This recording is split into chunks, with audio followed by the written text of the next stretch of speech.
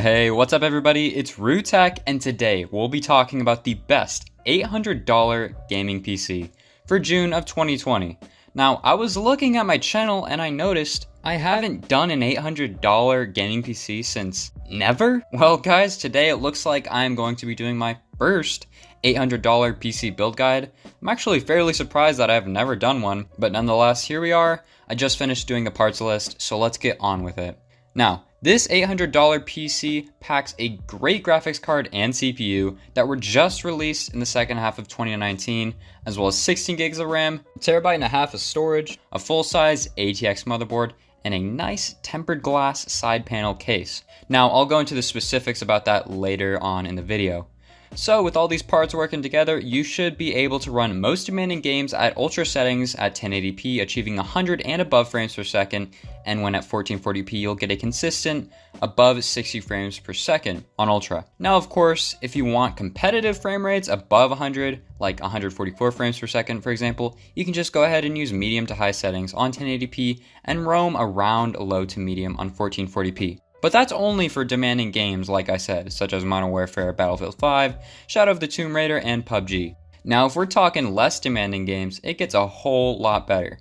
Games like Fortnite, Apex, Overwatch, etc. that don't require high-spec PCs will easily achieve those high frame rates on Ultra, no matter the resolution. You probably could push 4K 60 frames per second on these if you play on low settings. So, now let's get on with the parts, but right before we do that, I would really appreciate it if you checked out my channel. I post PC tech videos among other things. Also, if you have any comments or questions as the video goes along, be sure to drop a comment, like the video, drop a like, and if you enjoy the content that you're seeing, drop a sub. Really helps out the channel. Now, you can't use your PC unless you have a copy of Windows, of course. So if you need a Windows key for this build or any build, I highly recommend you head over to Digital Chill Mart. Among the other software that they sell cheap copies of Windows licenses. Use coupon code RUTECH to get 5% off. Links in the description. Alright, so first up, the CPU.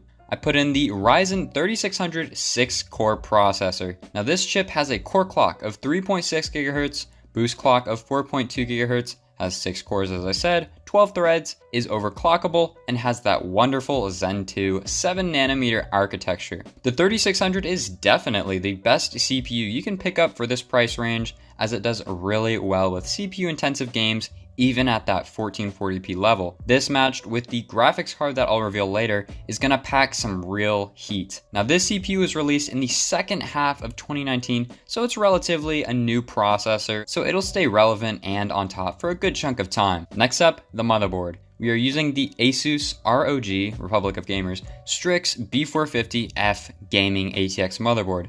Aside from being a really good looking Republic of Gamers motherboard from Asus, this board also has some pretty impressive tech specs. Has a max RAM capacity of 64 GB, 4 RAM slots, and a max RAM clock of 3200 MHz, which is perfect for the CPU we're using. In addition to that, it has 2 M.2 slots on the board, and over at the rear I/O, you'll find 2 USB 2.0s, 1 USB-C, DisplayPort, an HDMI port, Ethernet, 3 USB 3.1s, an optical port, and the usual PS2 and audio ports. Next up on this guide, we have the memory, aka the RAM. I chose the Team T-Force Vulcan Z 16GB, so 2 sticks of 8GB RAM.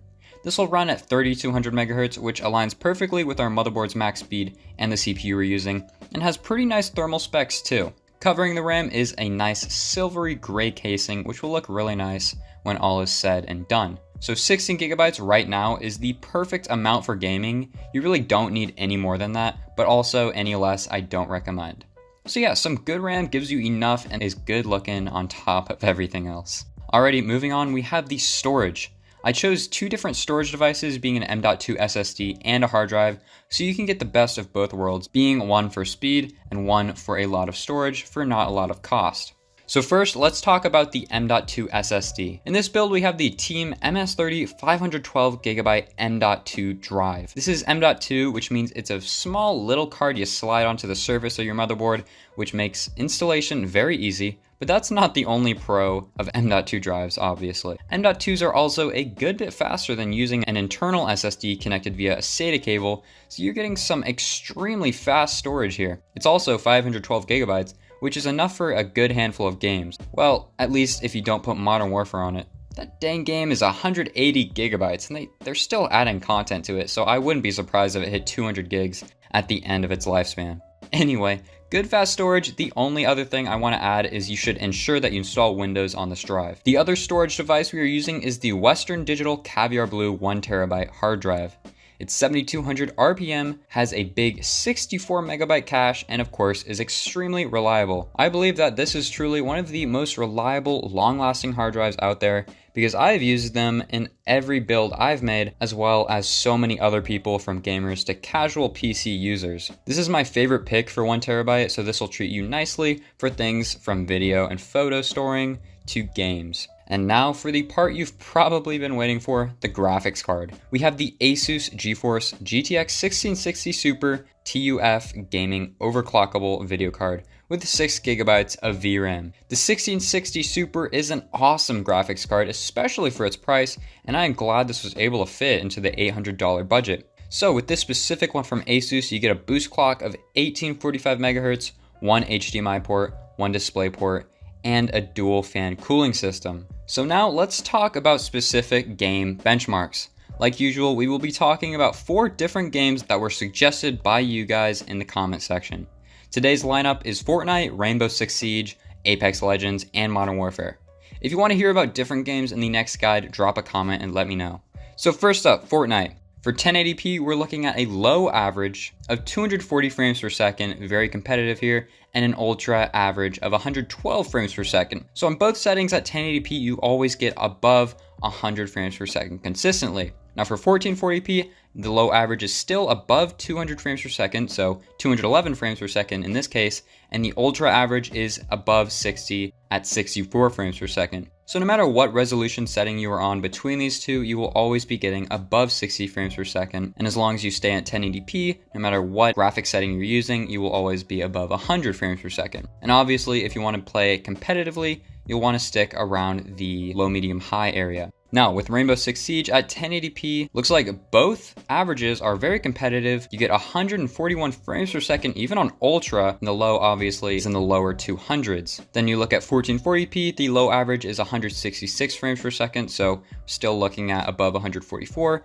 and the Ultra average is a surprising 93 frames per second. So for 1440p, you can still get competitive frame rates regardless of what setting you're on. Next up, for Apex Legends at 1080p, we're looking at a low average of 176 frames per second, so obviously very competitive since it's above 144, and the ultra average of 93. Still pretty good, not quite at 100, but 93 nonetheless is still a really good frame rate if you want to be competitive. At 1440p, the low average is 145 frames per second, so just one above 144, which means it is a full competitive number, and the ultra average is 82 frames per second.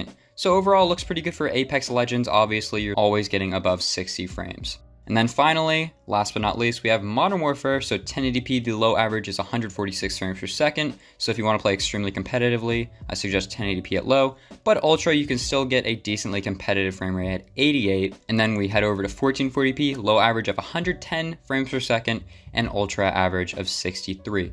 So right at Ultra, you're just getting enough to still be above 60 frames per second on average. So yeah, no matter what game you really look at, as long as you played a maximum of 2K resolution at Ultra settings, you're most likely going to get 60 frames and above. So with all that being said, it's pretty clear that this PC pops off when playing pretty much any game as long as you stay within the 1080p to 1440p range. Now, of course, that's not to say it can't play games at 4K. You'll definitely be able to play a good handful of games in 4K. You just might need to go to medium or low settings to get that consistent above 60 frames per second. But chances are it'll only be for slightly low demanding games. Now let's talk about the case. Let me mention though, you do not need to use this particular case. I just chose this one out of my own personal preference.